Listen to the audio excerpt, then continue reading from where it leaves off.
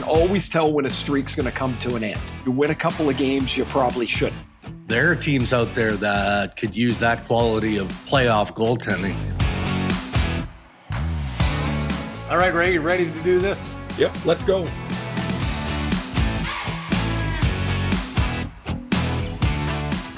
Powered by Rev Media in partnership with TSN, it is season 7 of the Ray and Dregs Hockey Podcast, a playoff edition presented by our title sponsor, Tim Hortons. The Tim's NHL Hockey Challenge is back with a Stanley Cup Playoffs edition, only in the Tim Hortons app. Play for free with a chance to win daily prizes for picking players who you think will score, plus a grand prize of $5,000. Canadiens can also try and keep a 7-day streak alive and win a free coffee or tea for a week. Check it out at timhortons.ca. It is planes, trains, and automobiles this week in the opening round of the playoffs. Ray Ferraro is weaving his way through for ESPN. So there's Overdrive's Jeff O'Neill joining us here on the Ray and Dregs YouTube channel. Kindly pinch hitting for this edition. And okay, we're 2 games in certain series, and we're going to dive into all of it coming up in the headlines.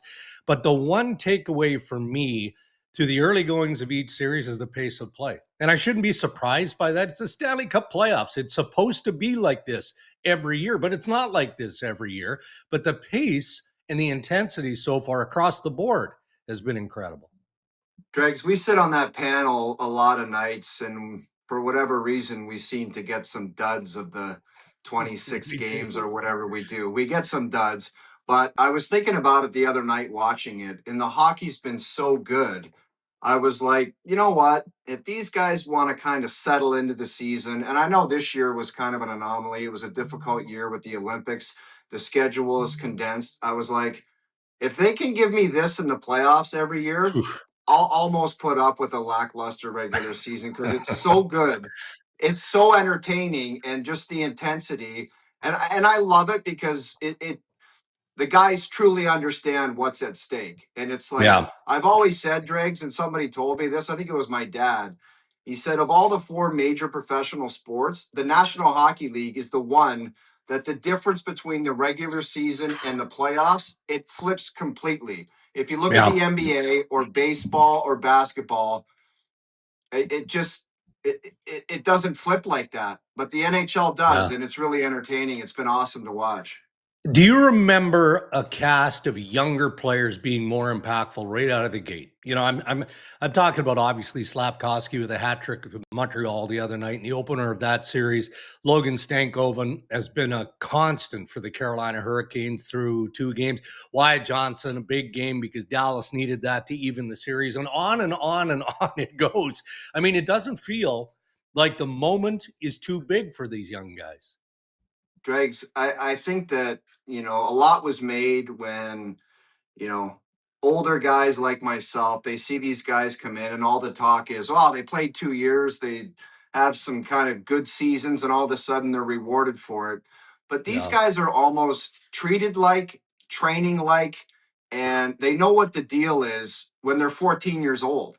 Look at Porter Martone. I just came from Minnesota at Christmas time, and I was like, man, I don't know. Scouting is not my best event, okay? And I'll admit that because I played in the NHL, and I look at guys, and I just think of them as an NHLer right now. I can't think down the road. But Porter Martone, I watched him at 2 World Juniors, didn't play a lot, didn't dress in Ottawa, and I was like, I don't know what's there. I don't know what they saw there because you heard the hype. I hear Craig talking about him, comparing him to a Corey Perry. And I watched him this year in Minnesota, and I'm like, I'm just not sure. But it almost seems like some of these guys are just designed to play in the big leagues and be impact players. How many 19-year-olds can go from college into the Stanley Cup playoffs and be an impact player like that? It's so impressive, and good on whoever saw that in Philly because he looks dynamite. All right, let's get into the nuts and bolts of the playoffs and what we saw on Monday night. And we'll do that in headlines brought to you by the Canadian Brewhouse. Hey, real fans know the move. You arrive early. Happy hour at the Canadian Brewhouse runs Monday to Saturday, 2 p.m. to 6 p.m. Skip the couch, hit the Canadian Brewhouse. Your home for every puck drop, every goal, and, of course, every cheer. This hockey season, their house, the Canadian Brewhouse, is your arena. Okay, place you're very, very familiar with. Good chunk of your career in Carolina. Wild game to Monday night between the Sens and the Hurricanes. Double overtime needed, as you know, before Jordan Martinook scored to give the Hurricanes the 2-0 series lead. Now, how it got to double overtime, I think, bears further explanation here. So, how much time do we have for this? How much time do you have to explain it? No, I'm going to take 30 seconds, and I hope I do it justice. So, Jankowski assumed that he had scored the OT winner, but that was called back after there was an offside review, which determined that Jordan Staal did not have control of the puck upon the original entry. Now, Jankowski believed that he had scored on a delayed penalty. Nope, that goal didn't count. Martinook was awarded the penalty shot on a hooking call, which was the delayed penalty.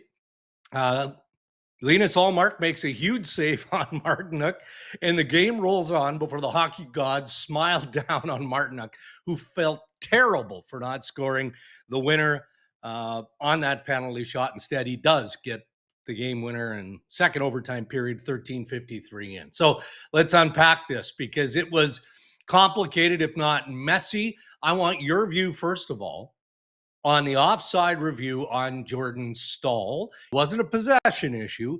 It was a control issue way before the goal was scored. What do you see? Darren, my problem with this is we just discussed and pointed out the intensity and the great play.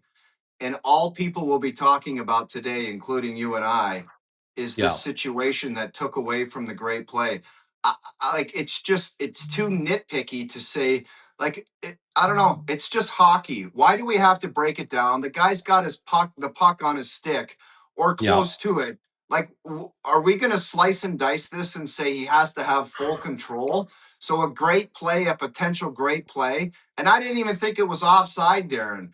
And to call it back, I think is crazy. And as far as a play that happens, when somebody crosses the blue line, I can't stand the fact that there's a play, it should be only on the initial rush. They should be able to look at something. So my view is it hits the goaltender, it hits the boards, there's a shot on net. You cannot look at it anymore. It's a live puck and you're not going to go back and look at it. If they score a minute later after a cycle, it's a good goal. You can't do it. It's only after that initial rush. I don't know why they don't adopt that. Because to go back and look and watch the great play and the intensity, great moment for Jankowski, and then all of a sudden it's wiped off the board. And then to have the ref say, no, it wasn't a goal. It was offside. But by the way, there's a penalty shot. That's bizarro world. I'm not going to get into the intimate details of the rules because I don't know it well enough. But to take away from the great play and have that, people are entertained and it's like a lot to talk about. But I think it just takes away from the awesome play. It does. For me, ultimately, it comes down to a judgment call in most cases. And that judgment Draisaitl, let me ask you this. Did you think it was offside? I didn't even think it was offside. I didn't. And my challenge with it is, okay, again, the judgment calls from within the situation room. And you've got guys who've been doing this for a long, long, long time in that room. So I respect what they do. I give them the benefit of the doubt. But they're making a judgment based on the same video review that we're seeing for the most part. They might have an angle here or there that's different. But they're judging whether or not the best players in the game, Connor McDavid, or a pretty good player at this point in his career, Jordan Staal, has control of that puck. I feel like you would know if you were on the ice making that play, Jeff, you would know whether you have control of that puck or not, right? I know, but Dregs, what is the definition of actually having control? Does he have to be cradling it? Does he have to be toe dragging it? That's where the messy details come in. It's like, who's to decide whether it's full control of the puck? Yeah. Everybody does business a little bit different when they have the puck on their stick or around it. Some guys don't touch it. Some guys want to have, it brings in just a hornet's nest of different options that could come into play in big moments. Imagine if this was like we've always talked about. What if Game 7 of the Stanley Cup Finals, there's a puck over glass, and it's like that's the way the game ended. Can you imagine if that's the way a game ended? In a real big moment? That was Game 2, and it was crazy. If this goes any longer and something like that happens, it's crazy stuff. But I really don't know what you can do about it. Okay, we'll move on. But, Bruce Garriock, our colleague, just fired a text to me this morning. We were going back and forth talking about the series in general. He says and reminded me that Ottawa is 0 for 10 when trailing in a series 2 games to love, franchise history. So are you believing that history is not going to be changed for the Ottawa Senators because Carolina's that good, or is there still plenty of life left here? I think there's plenty of life, Darren, but just because of the fact that I thought that Ottawa played so well, and what a Yeah. shame. And it's no fault of anybody because they busted their rear ends and they tried last night. And I thought Ottawa was really good, but it is devastating when you waste a goaltender performance like that from Linus Ullmark. So good. When that guy puts his gear on and plays like that, and he did his job and gave his team an excellent chance to win, and that's what you're looking for from your starting goaltender. And a lot of nights this year, they haven't had that back there in Ottawa, and he gave them a stellar performance. You've got to take advantage of it. And obviously, Freddie Anderson's been fantastic on the other end. He gave up a weak one last night, 5-hole, but it's been great goaltending. And for Ottawa, like everybody in the National Hockey League knows, you go down 0-2, I don't care, home ice, visiting ice, your trouble's around the corner. But just, I think they've got an opportunity, the way they played in that second game, to go home and come out on top in game 3. Obviously, everybody knows that's mandatory, but I think the Sens will respond. I think they have that mentality, and I think they understand that the idea that 0-3 is lights out Trout. It's game over. I agree with that. That building is going to be bonkers in game 3 in Ottawa. Oilers hosting game 1 against the Ducks in the Western opener there. Draisaitl and Dickinson both back in the lineup in Edmonton. And again, that building was just chaotic last night. We're used to that coming from Oilers fans. Connor McDavid held without a point in a sneaky Oilers win. Dickinson scored 2. And one of your favorite Toronto Maple Leafs, maybe of all time, maybe Kasperi Kapanen, also with the pair. In some ways, the way that Edmonton won maybe bodes well for another deep March, because it's just about as impressive as McDavid, Draisaitl, Hyman taking over on a nightly basis. I think you're bang on with that. If you can get a performance, especially early on in game 1, where you get some different pieces that you don't hear about much, because let's be honest, it's usually the Draisaitl McDavid show a lot of nights, Bouchard, and it's Nugent Hopkins and Hyman. And those two guys contributing, and they pick up a victory. That is just like the cherry on top for the Edmonton Oilers. And then you just work in some other guys, and the next game, the other two animals are going to chip in because they're going to put their capes back on, and they're going to be dialed in. So that everybody knows this that watches the game, a team that goes on a deep runs, you got to win in a variety of different ways. I'm not sure the Edmonton Oilers have that in their back pocket. They seem to do things one particular way, and whether it works or it doesn't. But, man, it's like the playoffs happen, and Draisaitl's magically able to play. And I told you the other day, special athletes like that, they could miss 2 months and not practice one time. Like the standard protocol is you got to go through maybe 7 to 10 days on the ice, and then you got to check with doctors and make sure your off ice is dialed in and conditioning skates. Those types of guys, they could just put their gear on and play and be unbelievable. Like, it's scary stuff. But to have different contributing people on the roster, it bodes well for the Edmonton Oilers. And I think there were some ones, maybe Ingram kind of couldn't find it or whatever. But for him to get that first win, because if they lose that one and there's some real greasy ones, everybody's going to be raising questions, and we're going to be like, what the heck's going on here? So a great performance by the Oilers. Oh, in layman's terms, try and explain, because, players play hurt all the time in the Stanley Cup playoffs, whether it's game 1 of the opening round or any game in the Stanley Cup final. That's what you do. And we saw Dickinson go down for the Oilers last night, get up. He was hobbled. He's clearly not 100%, not even close to that. Same would apply, I guess, to Leon Draisaitl. But as a guy who's made it to the Stanley Cup final and has played with his share of injuries during your NHL career, how do you block all that stuff out Is it just in your DNA because you're a competitor in the playoffs? Like, how do you get that stuff done? Dregs, I think that the only one thing that used to bother me, and I wasn't like, you got to deal with yourself and get ready to play. But when somebody just wouldn't give it a try and warm up, the idea of just, I don't think I can go tonight, that just wasn't a part of the deal. You know what I mean? Right. And I think that Dickinson had some great comments after the game, just understanding that none of this stuff is guaranteed. He made the playoffs, and then he said he thought that was the standard thing going on in the NHL, and he missed it 5 years in a row. And his excitement to get back, and it's just, you got to play hurt. Everybody's hurt at this time of year. You got a nick, you got this. Some guys are fortunate not to have it, but you got to go out there. I can remember I broke my kneecap in Buffalo, and Jimmy Rutherford came up to me and he said, I guess you're done. And I said, I'm going to try it and warm up in Toronto just to see. And I could barely walk to the rink, but as soon as I put my skates on, I didn't need freezing. I didn't need anything. Just the adrenaline can take over and you can play an NHL hockey game.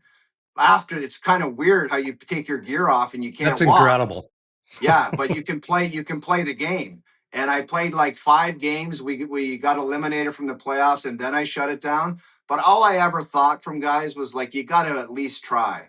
And I think the guys understand just the spirit of the playoffs, and that should be the standard. It's like you got to give it a go. You get hurt, you're busted up a little bit, you lose a tooth, you're bleeding. It doesn't matter. The game goes on, and you got to be there. All right, let's get over to the Philadelphia-Pittsburgh series, because that one maybe hasn't come as advertised through 2 games, but it's still been entertaining. Dan Vladar makes 27 saves in the shutout for the Flyers. Pittsburgh loses 3-0 in game 2. Philly now has some swagger, and they carried that swagger from a real good run late in the regular season. During one scrum, now Sidney Crosby's no angel out there, right? Like, he can be dirty when he needs to be dirty, in your face, and he was in game 2. But Rasmus Ristolainen literally punched Sid in the face in that scrum after Crosby cross-checked him. And I don't know if I expected more of a response. I mean, it's the playoffs. You're not going to take ridiculous penalties. But Philadelphia is not shying away from Pittsburgh in any way, shape, or form. And they seem to be beating the Pens in every aspect. Dregs, in the regular season, there's golden rules out there. Like, you don't touch Sidney Crosby. You probably don't touch Geno Malkin, and maybe you kind of lay up a bit on Chris Letang. But come playoff time, all that nonsense is out the window. And if you want to get a shot and piss off Sidney Crosby and get a punch in, I'll tell you what, though, you might have to deal with it on a snowy February night, because somebody might say, remember that? You're going to get it for that. But I don't even know if that stuff happens anymore. But I just love the mojo of the Philadelphia Flyers. And it's what struck me was Danny Briere and Jonesy have said, about different players or possibly acquiring, like even talking to him at the World Juniors, he would say, I don't know if that fits with like where our guys are at. And it seems like a lot of their guys are similar age. They're a younger group. And I understood it watching the first couple games of theirs, because it's like, they're all young and they all get it. Yeah, there's some veteran guys like Ristolainen and Couturier, but it seems like they're having a ton of fun and they're getting this experience together, which I think is great for the organization. And it made sense of what Danny's been saying over the last couple of years, which I just think is great for the organization, because you get Porter Martone out of college and get him some experience. He's performing extremely well. Like, it would have been acceptable for him to be like not bad and talk taking him out of the lineup saying, that was a good start. Now just sit and watch for a bit. Yeah. Now he's a frontline go-to guy. He is. It's crazy stuff, and they got a good vibe. And you want to talk about making a team like put them in a bad position to steal 2 in Pitt. They're in big time trouble going back to Philly, because you want to talk about a building that's going to go nuts. They'll be going nuts in Philly. No question. All right, quick thought on Dallas and Minnesota as we dart back to the West. Wyatt Johnson, we talked about the youth off the top of the episode here. Wyatt Johnson gets 2. Jake Oettinger, much, much better in game 2 than he was. I mean, no one was good for the Dallas Stars in the opener. They got slapped around by the Minnesota Wild. Oettinger made 28 saves. The Stars, I think, knew that they could not afford to leave Dallas without a split. And they played like the team you'd expect them to play, despite the fact that they don't have Roope Hintz. He may not be available in the first round, and we know that Miro Heiskanen is still a little bit dinged up. I mean, there was some desperation. It doesn't take long for desperation to hit. Like first game, you're like, man, it's the playoffs. Everybody's excited. You drop game one at home ice, and that's the big slogan in the NHL. It's like you're never kind of in trouble until you drop one at home ice. Well, when you do in the first game, it gets everybody's attention. But Yeah. the Dallas Stars responded, and I find with that team, Dregs, in some of their shortcomings against the Oilers when the big moments were happening, some of the younger guys like Wyatt Johnson and Robertson, their younger guys looked young and their older guys looked old. And you put that together and it didn't work for the Dallas Stars. If they get performances like last night where everybody's doing their thing, they're going to be tough to beat. And we talked about the importance of a goaltender in Ingram in Edmonton getting that win. That was massive for Oettinger because his struggles in the playoffs, Pete DeBoer's not some dummy that makes stuff up. There's been struggles, and he's got to get through that and find a way to stand on his head. Because if you remember a bunch of years ago, I don't know how many years ago it was, there was a goaltending duel in a playoff series with Markstrom and Oettinger. And Oettinger ended up getting the best of him. And that's some of the best hockey he's played. And he's kind of try to dig his way back and find that again. Because if he does, I always thought if he could be dialed in, it's so much of a weapon for the Dallas Stars. All right, let's start teeing up some of the action tonight. Montreal, Tampa Bay in Game 2, the opener of this series. I mean, it took the Montreal Canadiens a while to get rolling. They just couldn't get pucks through. I mean, that's kind of the game of the Tampa Bay Lightning. Maybe it wasn't as, there were physical aspects to it, right? I mean, that's just playoff hockey. Maybe not as rough as some were projecting, given the last two meetings between Montreal and Tampa Bay. Juraj Slafkovský, 3 power play goals, obviously first career playoff hat trick for Slafkovský. I mean, is he rolling into Tampa Bay in Game 2 like Vince McMahon, like full swagger mode? Or is he just, you know what, I can't say. I actually liked his postgame. Did you catch his postgame? He wanted nothing to do with talking about himself or the hat trick.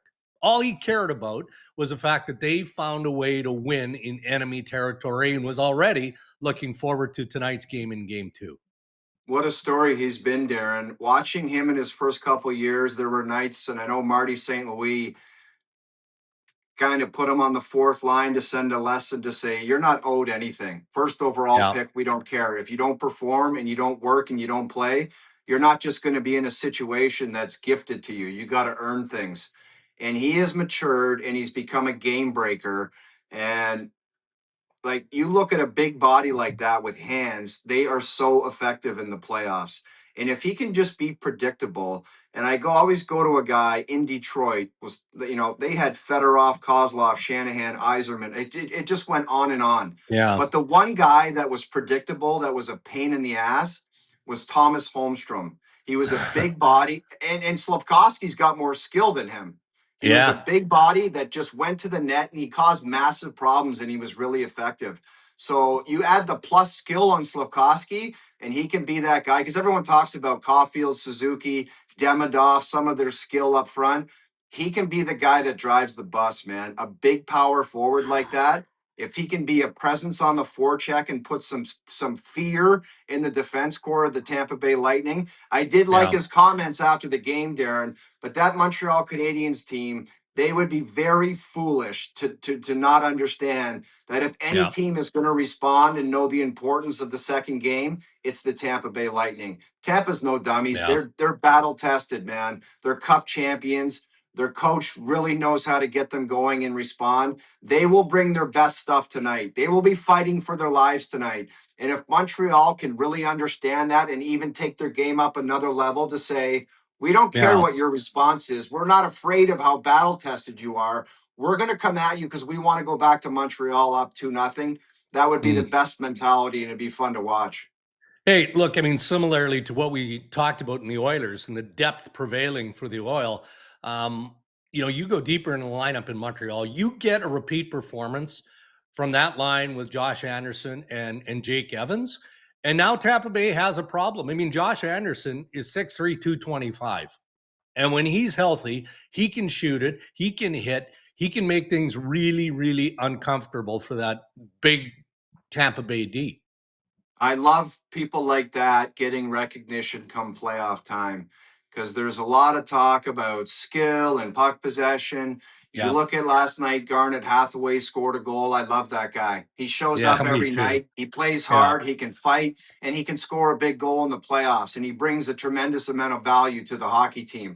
And Josh Anderson, you didn't hear his name a whole lot this year. He's just No. known as that veteran guy. But man, if he's flying around out there and like it's not necessarily, I'm not going to go as far as like dragging people into the war, but if there's a scrum, you see number 17 there. And a lot of times he's initiating it. And that Yeah. just sends a message to those other guys that they're going to play for keeps and they're not going to shy away from any of that nonsense. So I love what those types of players are bringing to the table. Even that Blackwell kid for Dallas laying out that Trenton last night. It's like, Oh, yeah. not really known for that, but that was an impact play in the game because that Trenton, God knows when he's going to come back. And that's Mm, why you go to the body in the playoffs because every hit, every agreed. play can take a guy out of a series, out of a game, and it hurts. And that's why you Mm. do it. Okay, you're paying attention to all series, but extra attention being paid to Buffalo and Boston. Your Sabres, by the way, right? Your Buffalo Aaron, I Sabres. just want to tell you that when I was younger, Yeah. we couldn't really afford Leaf tickets. So my grandpappy would drive us down to Buffalo and we would Wow. watch a lot of games. And that's how I became a Sabres fan. I didn't know that. You didn't explain that as part of our preview. You were just pumping tires. We just assumed that you were, riding the coattails of a great year in Buffalo. See that now you've got some history, some lineage to attach. It was a lie. I had to come up with something. Oh, okay. I thought that was a little far-fetched, but it's a good one nonetheless. I Well, sold it though. I sold it. you sold it hard, and I actually took the bait hard too, man. Gritty come from behind in game one, led by Tage Thompson. 4 goals in 4.5 minutes or so in the third period for Buffalo. Obviously the Sabres focused on a better start in game two. You can't claw out of that hole against a largely veteran team in Boston on a night in and night out basis. I mean, the Sabres, kind of what their DNA is, they have been kicking teams in the pants 4-1, 5-1 on a nightly basis since January 1. That's Yeah. kind of their DNA, man. They're like, we're going to pump you. And we're getting some saves now. And Peter Laviolette, I'll take it back to that Carolina team that won the Stanley Cup. Yeah. That Carolina team was hyper aggressive. Peter Laviolette loves playing an aggressive style. He wants his D pinching. He wants them making plays. And, he wants them to be aggressive because he puts faith in his goaltender. If anything breaks down and they give up the odd man rush, they're going to get Yeah. that save. And that's the only way you can be aggressive. So I think the way Buffalo is played, a lot of it is dependent on their goaltender making the odd save that they haven't gotten past years because you can't be aggressive and you can't do your thing if it goes the other way and ends up in the back of your net. So I think they've got a tremendous amount of momentum going into this one. Yeah. It was a bit of a shaky start. They wanted to get their crowd into it, and what a response. And they're going to be beating up the karate dummies before this one too, Darren. That was outrageous. Outrageous. It is fun to Outrageous. watch, though. Some of the stuff that goes around the NHL in certain markets. And look, I sat in there with Coco, our buddy, Carlo Koliakovo, pre and post game. We did the game the other day.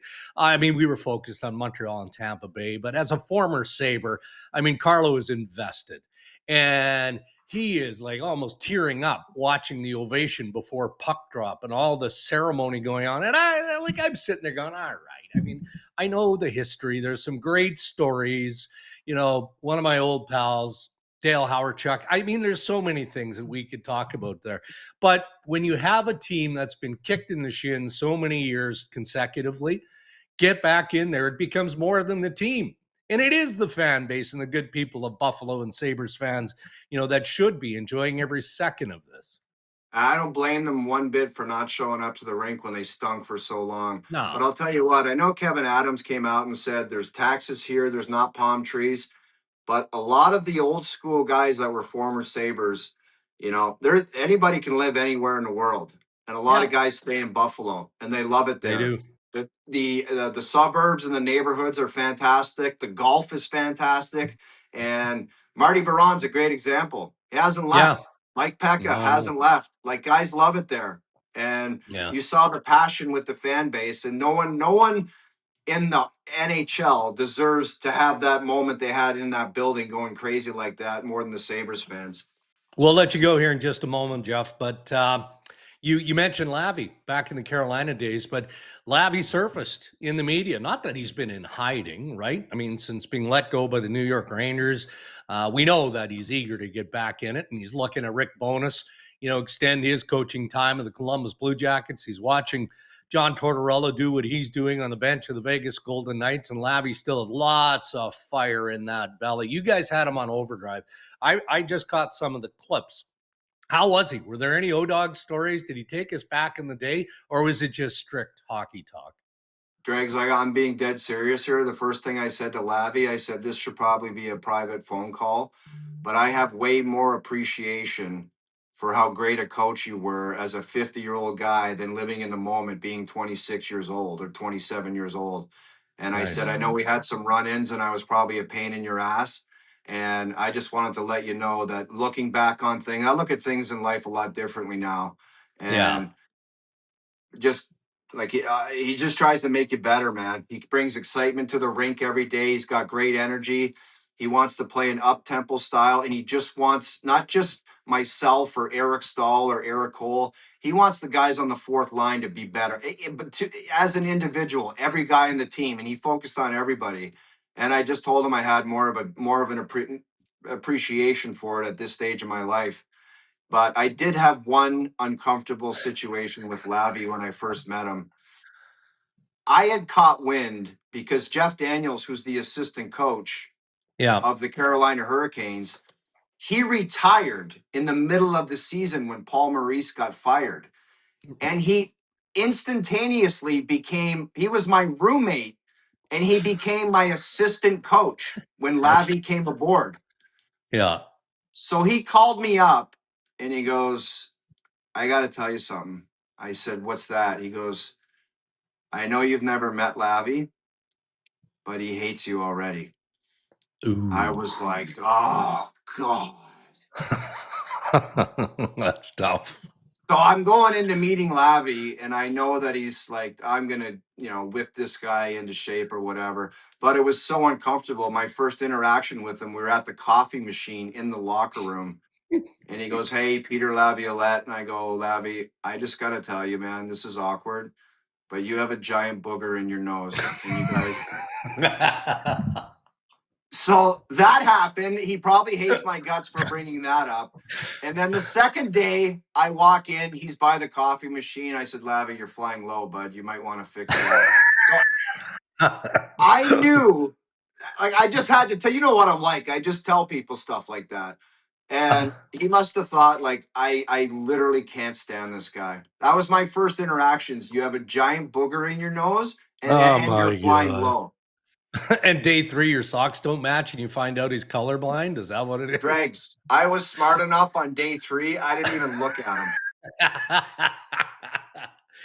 Well, that is a perfect way to wrap up the Canadian Brewhouse headlines. Terrific stuff. Oh, thanks for doing this. Thanks for pinch hitting for Ray Ferraro, who will be back on Thursday, and we'll get you back in with Ray before the Stanley Cup is hoisted. Thanks again. Thanks, Dregs. Thanks for having me, bud.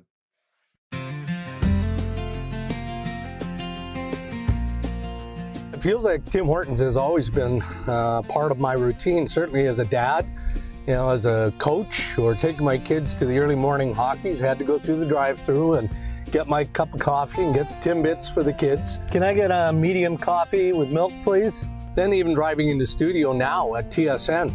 If I don't go through the drive-thru, get my medium coffee with milk, I feel like my routine has been interrupted. Here's your coffee. Thank you. Right there, guys. You too.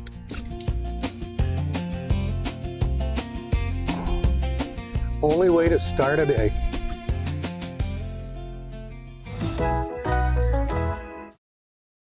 Whew, tough act to follow from Jeff O'Neill.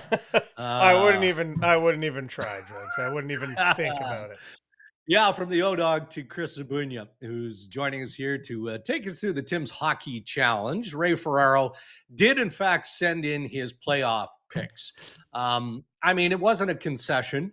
I, just fair and square, won the regular season edition of the Tim's Hockey Challenge. We haven't established, have we, Zuby? What's on the line? Is it just simply the points? I mean, the same group is forging forward, making our picks on podcast days, and then we'll just tally up our points and wrap up the year when it's all done. Is that what we're planning on? Well, it's true. We haven't discussed it, so there were no stakes other than obviously massive bragging rights for you in the regular season Tim's Hockey Challenge. But the Tim's Hockey Challenge marches on the playoff edition, which is it's the same thing basically.